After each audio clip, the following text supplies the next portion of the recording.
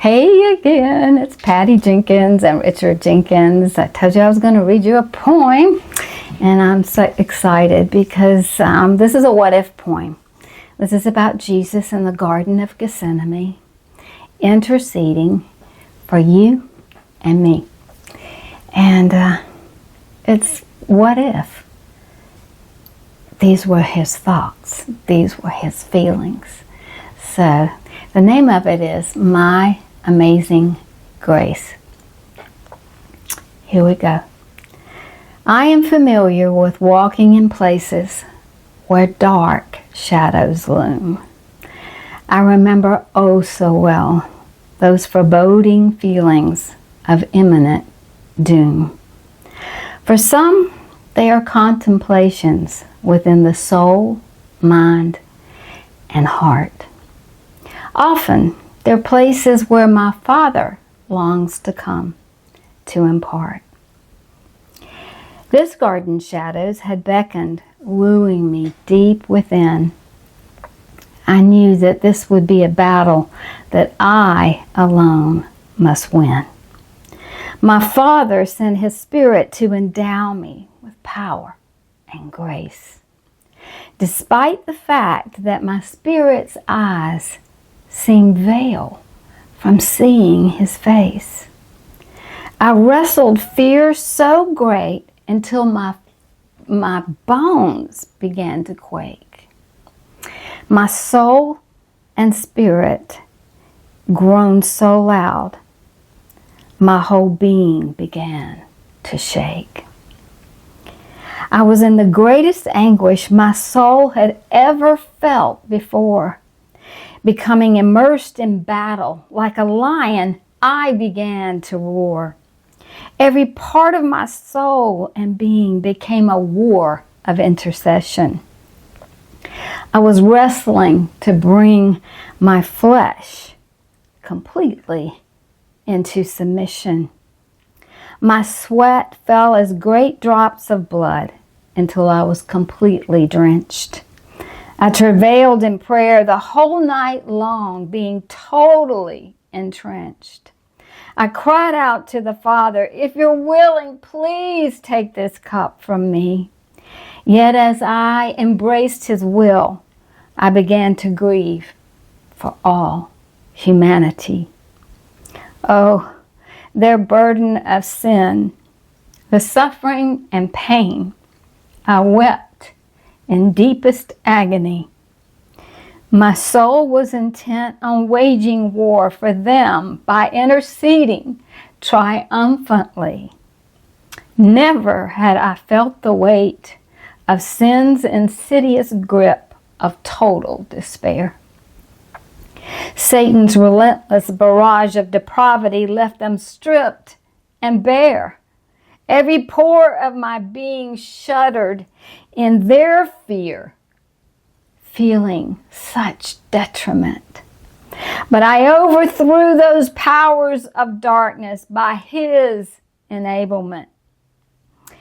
In the strength he gave, I finished the task I came to do. To war in my soul and spirit, to die on the cross for you. Then I arose victoriously, forever to proclaim sin's power of fear and death can no longer stake a claim. But if you do fear, my child, you don't have to hide in shame. Just gather up your courage and breathe out my name.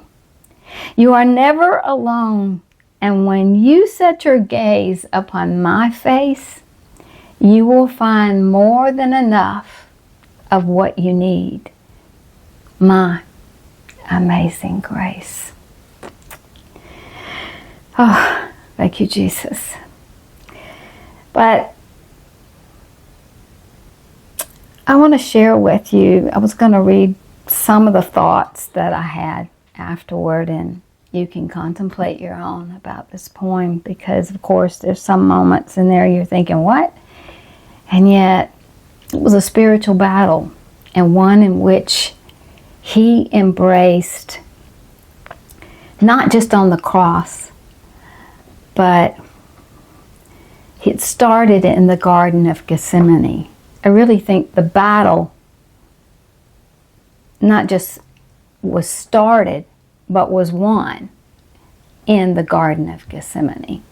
That was where he started wearing the despair, the detriment of sin. That was where he was beginning to feel all of what sin had brought forth in people, feeling, because intercession does that in a soul. This is like the height of intercession. He is the epitome of intercession in the Garden of Gethsemane.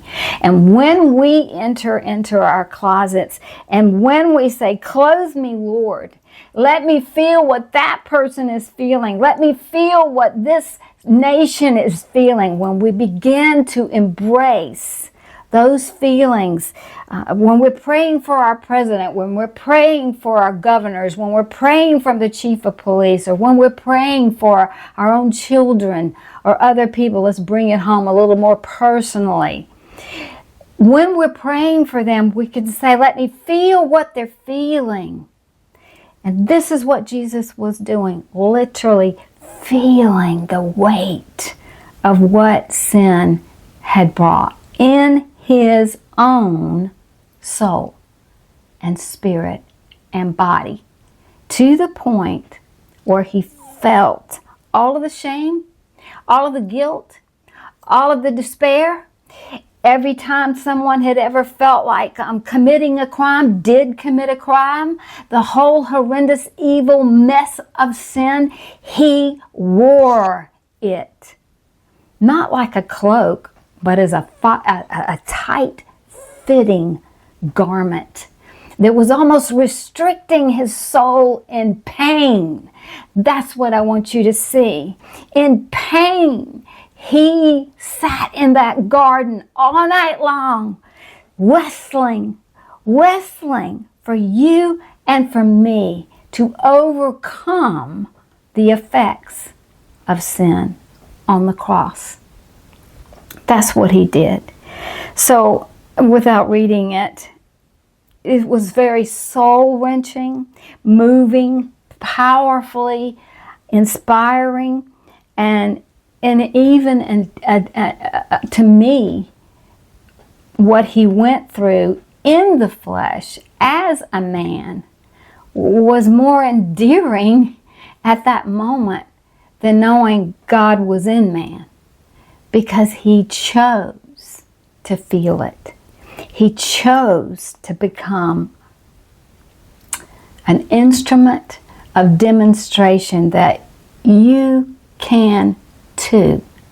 When I leave, when I'm gone, when I finish this task and I am elevated to where I'm supposed to be, but where I chose to be at this point, you're going to feel what I felt for others. You're going to have your own Garden of Gethsemane to embrace, your own people that I put on your heart, and you're going to be able to win the victory for them in your Garden of Gethsemane, because we don't fight against flesh and blood. We are fighting the same warfare he fought in the Spirit, bringing into submission every thought captive into his obedience, whether it's ours or who we're praying for. It can be done by the power of his Spirit, clothing you with that kind of mercy and compassion. Is the only way we go beyond a spirit of empathy. We become the glorified intercessor, Jesus in us. It's the only way we can feel their pain, what they're going through, and know how to pull those strongholds down. I hope that you have the most wonderful celebration this weekend. And I pray that you will remember this Garden of Gethsemane on the way to Easter. These few days that we have to think about this path and what He did for us. So I pray that you will be blessed, encouraged, and have a great weekend. God bless you.